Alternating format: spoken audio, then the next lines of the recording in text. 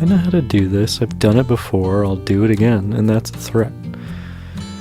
And I look sick and I feel like I was sick because I was. I'm not anymore. I've changed. I decided to be healthy. Except I still have a lingering cough. Yeah. So, that's it. That's all I had. And hope that you had a good time. Just make sure to tip me. And tip your bartender as well. But tip me more. Because I worked harder. Anybody can make a drink. You know, a lot of people make tons of drinks for free for themselves. They're called alcoholics. It really puts... I guess it puts it in perspective if you can figure out a way how. I read this book this past week, the Paul Amadeus Dynak. It's like a story about this guy who goes into a coma in 1922. He wakes up in the year like 3900, and he's like a physicist in this like spiritual, like utopian future where everyone is like almost enlightened, pretty much. It inspired a very strange, like, hope for humanity, which is, it feels weird to feel that. I've never had that kind of, like, optimism for the species. It was really strange, but it's kind of a trick, because, you know, it's fake, it's not real. Unless, you know, who knows? I mean, I could entertain the possibility that experience actually happened to that guy. And there are parts of it that also kind of don't make any sense. But there are parts of it that do, and it's like, you kind of think like, well, this, I mean, it's not like a particularly like technologically advanced society that they end up with, because there was like a lot of bad shit had to happen for like a thousand years, like nuclear war and overpopulation and stuff. So their technology was like it was ahead of ours, but not like significantly. So you look at that and you kind of think, well, this is actually like possible. Like it's not impossible in principle to have a world like that. But it also is, because it would never, there's no way to make it like that, because something weird happens in the supposed timeline where everyone is kind of overcome by this neuropsychological event that basically makes them see God, but they don't call it God or talk about it in those terms. But it was interesting. I always like to end on a very like a really snappy like, so that's pretty cool, huh? Or like something like that. Everything I say, it's accurate, and it's right.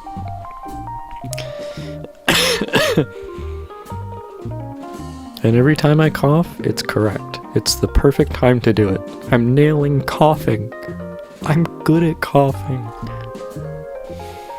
So what is this? What am I doing? People paid good money for this. Once again, I'm gonna say, I've said this before, if you're listening to this for free, something went wrong. So I hope that it's not, hope you didn't get it on Pirate Bay or something, or like fucking LimeWire. Don't support those. Go to the good guys like Spotify, who now, if you don't get more than 1,000 plays, you just don't get any money now. You used to get money, they just keep it now. They're like, this is ours now, so that's crazy. Each little share of that stream, they're just like, no, it's ours. We need all of those 0.001 cents. We need all of them. Every single fucking one. Does it mean it subtracts a lot from my income? No, it doesn't make any money, but it's just kind of ridiculous. That's what makes it so ridiculous, actually, is that it's such a small amount of money. It's like, is this what's paying for your pens at Spotify? Do you need money for pens? Yeah, everybody's got a problem. so what? It's part of life. If you didn't have problems, then you wouldn't even understand what it means to not have problems. You wouldn't appreciate not having problems if you never had them. That's the entire goddamn reason I'm even on Earth. Is to like experience problems, try to learn from problems, solve all these like puzzles. It's like this like puzzle book using like the story of your life as the pieces, and it's like, I'm not saying I necessarily think there's like a plan for it.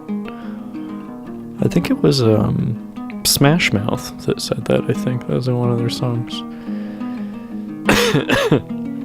Man, it'd be so good if I could speak, say words, you know, my favorite things to say other than numbers. What else is there to say?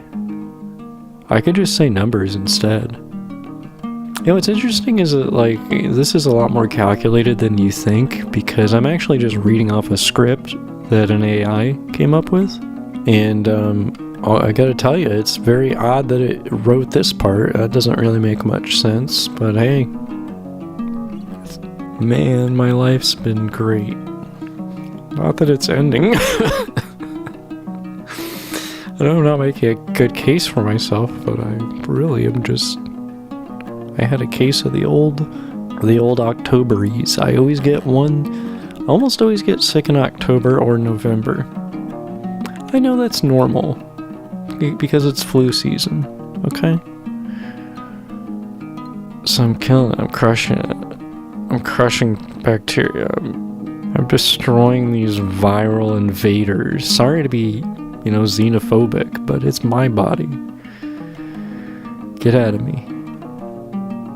Gonna poop you out or something. So your underpants. It's me, Joe Biden. Hey, come to Scranton. We'll fix you up a cream cone. Come Scranton. Joe Biden was in the state recently. We because of the mass shooting, it was just like, wow, this sucks, right? He just stepped off the podium, and then other people spoke. It's very comforting. I don't know, he like met with the victims' families. I don't know what you feel in that moment.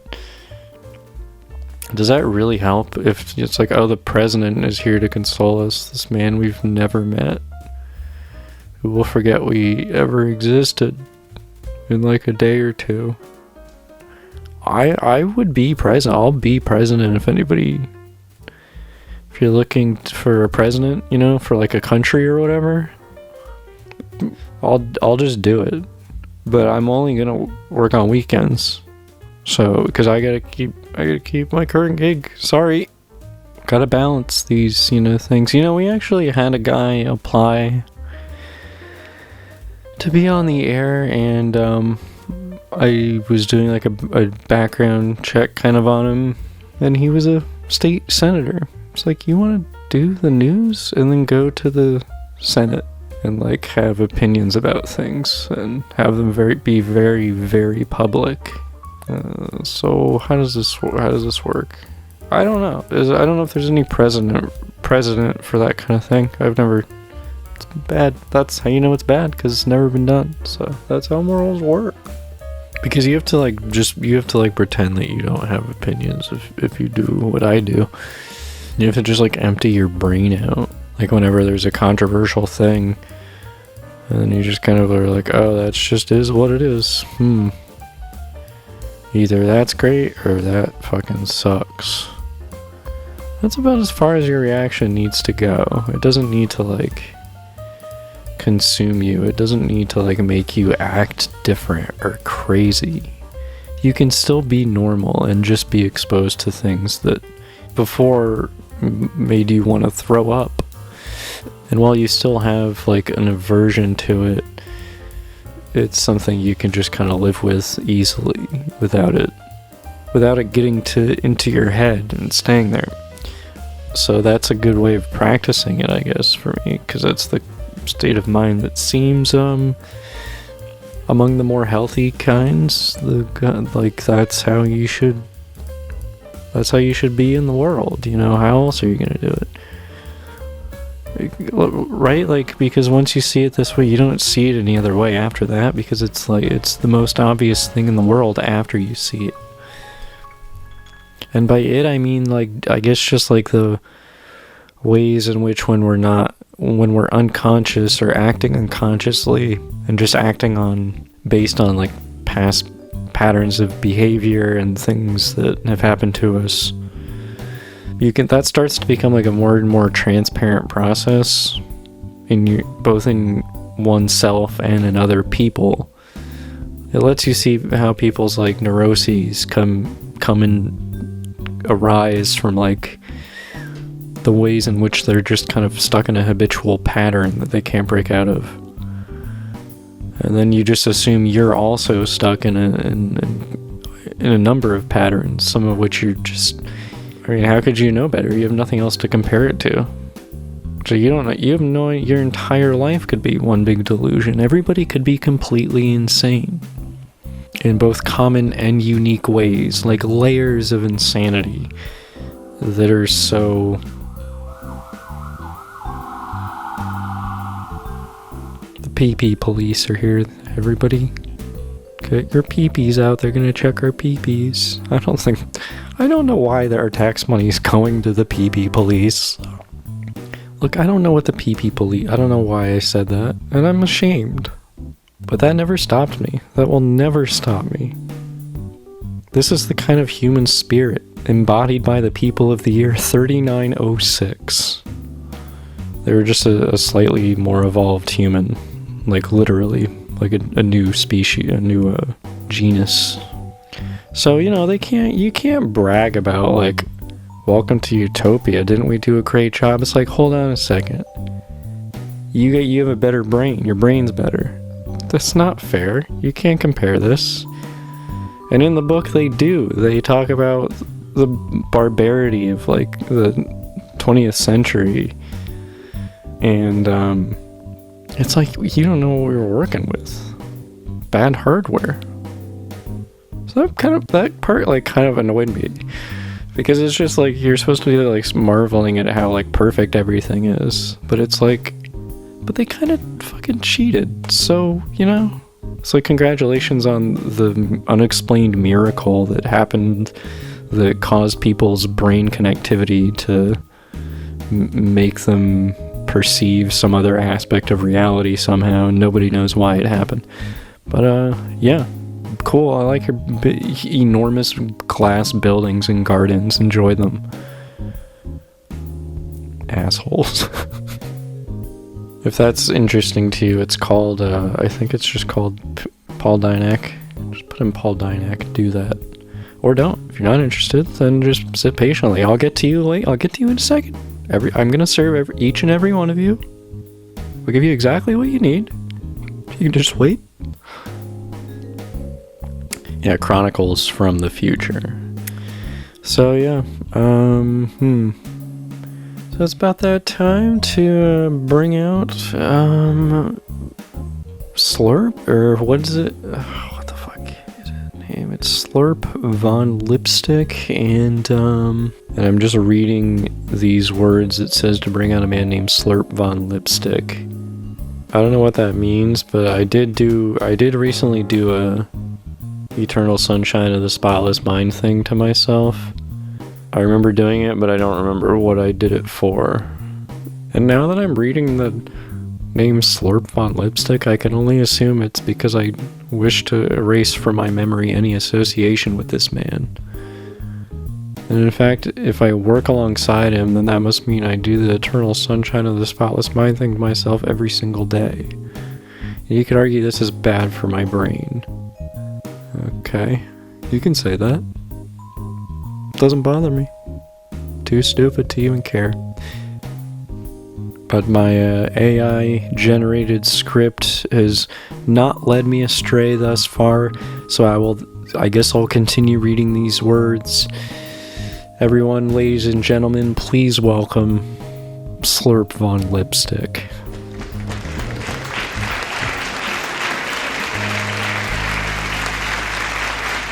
Hey everybody, it's me, Slurp Von Lipstick, different guy. You know how I can prove it? We have different names, dumbass. If we were the same guy, we'd have the same name. Put it together, dum-dum. Try to keep up. So sorry to be so aggressive. I'm just passionate, and I wanna do a good job. I don't want to get fired from this. I'm trying to turn over a new leaf now that he's he's wiping his damn brain every night. To me, some of my most treasured memories are my communications with the host of this show. He doesn't want me to say his name because he's afraid it's gonna Beetlejuice him over here. So he believes in Beetlejuice phenomenon. He thinks there's a non-zero chance that if you say someone's name 3 times, they'll appear. It's never happened to him, but he's afraid that there's always the possibility. He's a little too open-minded for his own good, I sometimes suspect. But,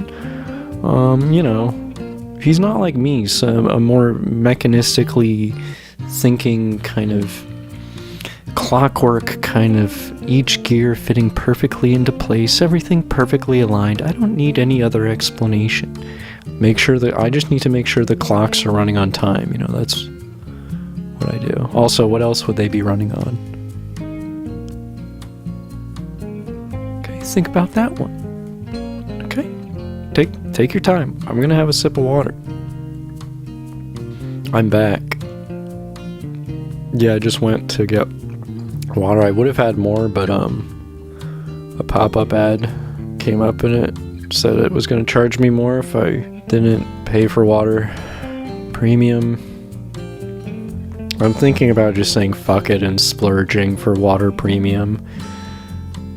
Having 2 teaspoons of water a day doesn't seem like... I'm not like an insect. I can't afford the higher water tiers. They said it was going to be a trickle-down economy. You know what? I think that cough is actually better than what I was about to say. I'm going to leave it right there, and I'm going to have another sip of water. Talk amongst yourselves. Talk about, hey, why don't you guys talk about fucking Beatles or whatever, okay? Alright, I'm back. Stop talking about the Beatles. I don't care about the Beatles. I don't give a shit. I don't care. I'm sorry. I'm really sorry. I mean, I like some of their songs. I think they're good. They're fun to listen to. But, just move on. Listen to different music. They made a lot since then. They made a bunch of it. I'm thinking of actually doing time check in the style of those Ringo Starr videos that he posts on his Twitter, and he's just on the toilet or something with his front-facing camera on his phone, and he's just remember when I played the drums? Remember when I played those Beatles songs? Peace and love, peace and love. He always says peace and love, peace and love.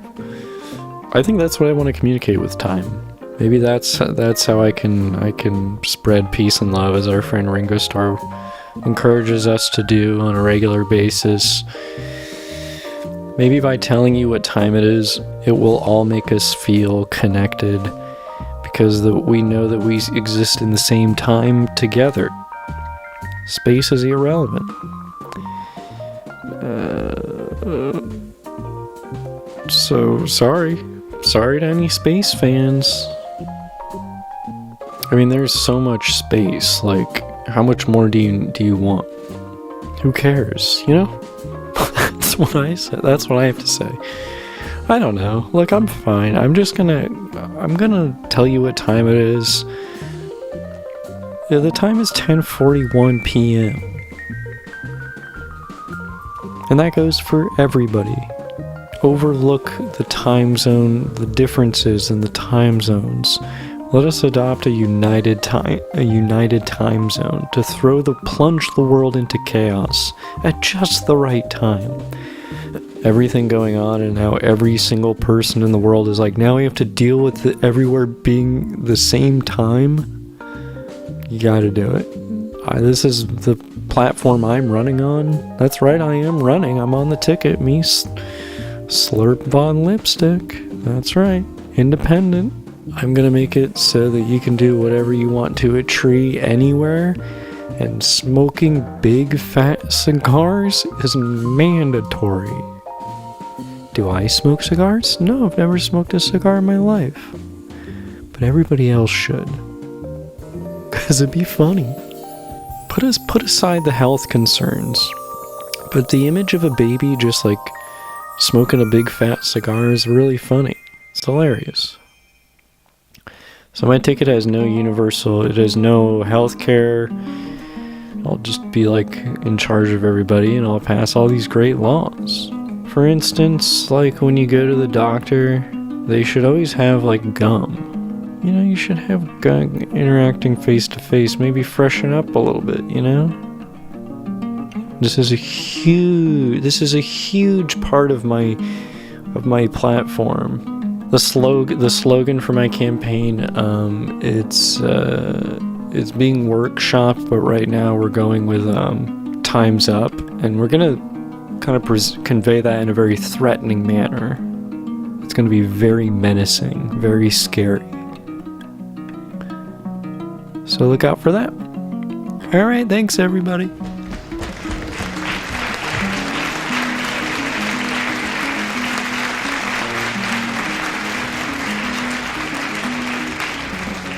Alright, man, oh.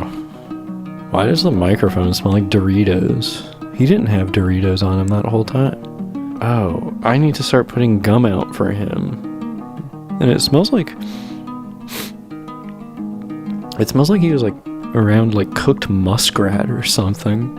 I'm also detecting a little bit of like it's just what I would imagine like a lobster trap to smell like, and like a wrought iron gate, slightly corrugated. I mean, it's overpowering.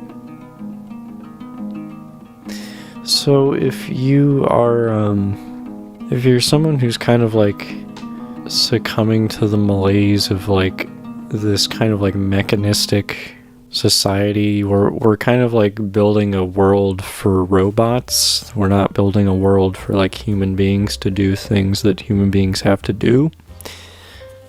There's a way to like kind of work with that meeting point between like your own values, whatever those may be, and the actual real world. Like staying close to whatever that borderline is and finding ways to deal with it that are not like finding ways to push against it, but finding ways to look from above and see that it's one big process kind of happening and unfolding.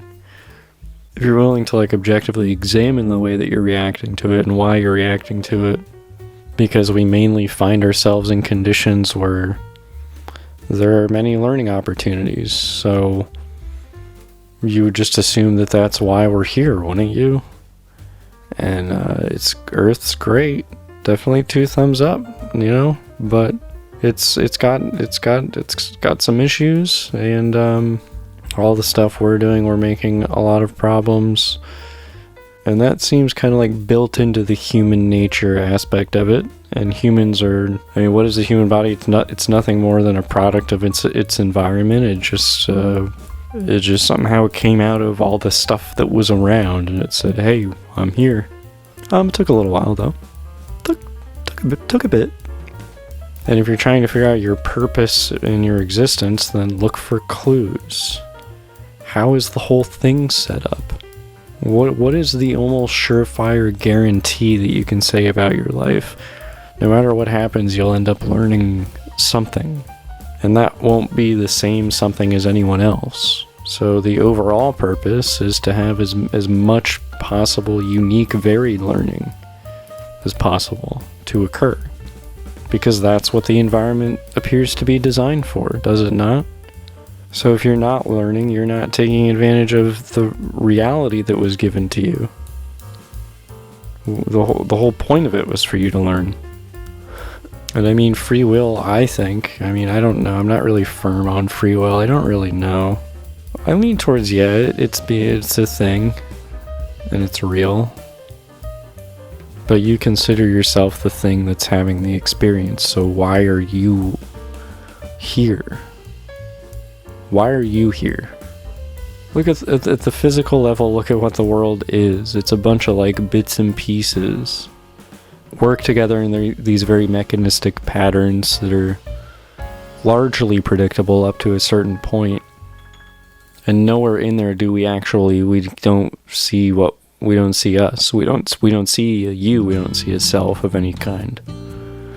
We know that it exists, and it is aware of the physical environment, but it itself is not really by definition physical.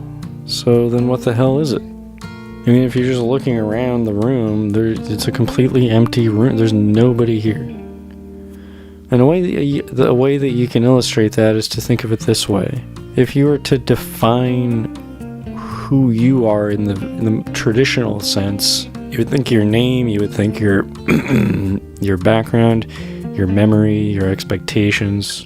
But if you're in a particular frame of mind where you're focused on something, and that could be anything. It could be like a conversation with somebody. It could be making whatever. Those things basically cease to exist in that present moment because the brain doesn't even have the power to like keep that process running in the background, so it just shuts it out. And so that would be called like a flow state. But by definition, you have left that room because all of the attributes you would think to describe who you are not present. They're not.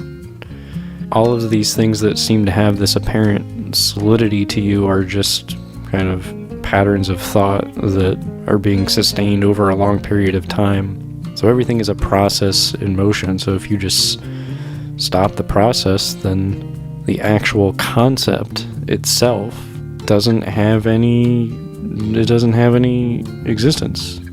So it's a completely empty room. And it always has been. It's just that's the way to realize it. But what's funny is you don't actually realize it, because then you would have to think about the fact that you're realizing it. And if you're thinking about the fact that you're realizing it, you can't. You immediately cease realizing it. It's a real pain in the ass, but it is a real thing. I mean, it happened. It's not particularly special. That's the thing, people you encounter on a daily basis, but it's in little fits and spurts. It's in little tiny moments, and you probably don't really think about it. But if you've ever just been very focused on one thing, then that's kind of on the right track. So, without making a case for solipsism, which I would never do, I would say that to a very meaningful but limited extent, your own thought is very much creating your reality.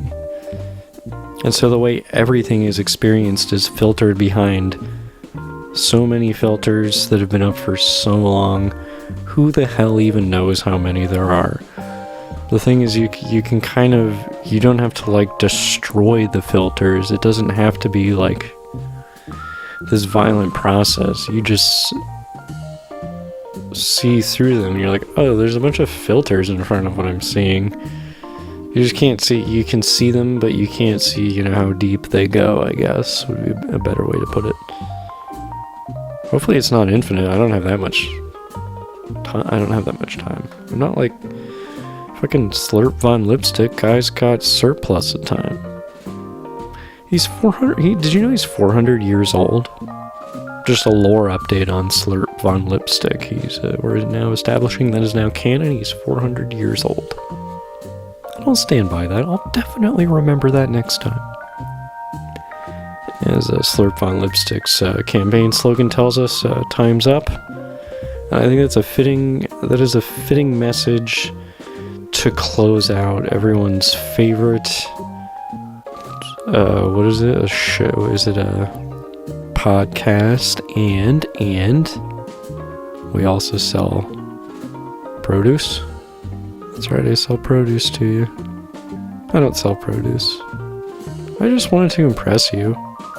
That was the first thing that came to mind. I would be more likable if I grew vegetables. I think that's true.